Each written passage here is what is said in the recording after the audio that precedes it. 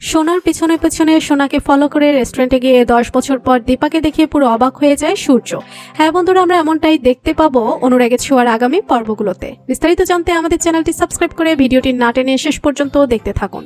পার্টির জন্য দীপা হাজির হয় এবং সোনার জন্য নিজ হাতে সব রান্না করে, কিন্তু সোনা দীপার সাথে দুর্ব্যবহার করে, তাকে অপমান করে আর পরিষ্কারভাবে জানিয়ে দেয় যে তার জীবনে মায়ের কোনো জায়গা নেই।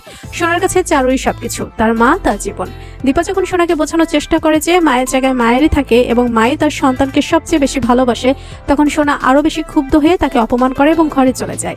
সোনার কথায় দীপার মন খুব ভেঙে গেলেও সে কিছু বলে না, শান্তভাবে রান্না শেষ করে বাড়ি থেকে বেরিয়ে যায়। এর মধ্যে সূর্য যখন বাড়ি ফিরে আসে তখন সে দীপাকে দেখতে পায় না এবং এজিকে সেটা জানতেও পারে না। পার্টি শেষ হলে সোনা ভেবে বসে যেভাবেই হোক তাকে তার মায়ের উপস্থিতি থেকে দূরে সরিয়ে দিতে হবে। পরে সে দেখে তার বাবা দীপার কথা ভাবছে, মায়ের ছবি ধরে কাঁদছে। পরের দিন সকালে রেস্টুরেন্টে আগুন লেগে যায়। দীপা দ্রুত সে আগুন নেভায় এবং আবার নতুন করে রেস্টুরেন্টে সাজানোর চেষ্টা করে। ঠিক সেই সময় সোনা সেখানে আসে এবং দীপাকে মুখোমুখি হয়। সোনা দীপাকে বলে, তুমি হয়তো এই আগুন নিভিয়ে দিয়েছো, কিন্তু আমার জীবনের আগুন কিভাবে নেভাবে? বাবা সবকিছু ভুলে চারুকে বিয়ে করবে, তুমি আমাদের জীবন থেকে সরে যাও।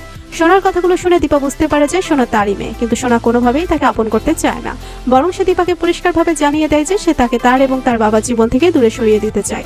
এদিকে সূর্য সোনার অস্থিরতা লক্ষ্য করে তাকে অনুসরণ করে। সে রেস্টুরেন্টে এসে হাজির হয় এবং দীপাকে দেখে চমকে ওঠে।